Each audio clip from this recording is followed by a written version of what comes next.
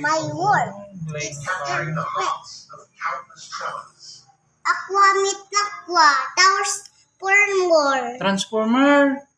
Wow. Hello, friends. The desire to live in comfortable conditions is inherent in each of us. However, I'd like to tell you about some places on Earth where one can not only enjoy the Kumsa ka na? beauty of Ikamsa ka na but also find unique Tata ni Utaka na tata. You'll get to see how people Dito na, ganmuti kabil mo. When? where Nga nature rod. reveals all of its uniqueness. Get ready for an exciting Atakali adventure ko na. and discover Say hi to what everyone, unusual Gerald. places can become one's home. Say hi to everyone. Miko is playing. Pennsylvania. Miko the Explorer. Mayroon siyang naisip na trabaho.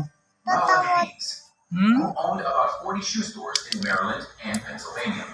Anan na tumakas. The house was Tumakas? built in 1948 to 1949 as an advertising feature. Haynes gave the architect an old shoe and told him to build a house that looked like it.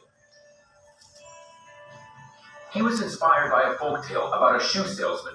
So that's where this wonderful idea Self-learning, came from. guys. The length of this shoe is about 12 meters, and its height Nag-explore is 8 siya. meters. The wooden frame of the building is covered with construction Very mesh good. and plastered with cement. The Very five-level house good. Dominico. Thumbs up. 5 stomach. Oh, susap. Laing nan. the mailbox, Sakit? Haan? and even the dog's kennel. Ay, susapo. No. Give me 5. Was initially Ay, pink in color, Masakit? No. white. Ay, suot. Nasakit. Okay. Okay. Taing balong ko. Ano dati drawing na pa eh. On what used to be a Alaing pa military base. nag-drawing. Got its name from the concrete slab that was dismay. Oh, really? Is that? Oh, you need to start again? And it's located Okay. 100 meters above Need to sea start again. level.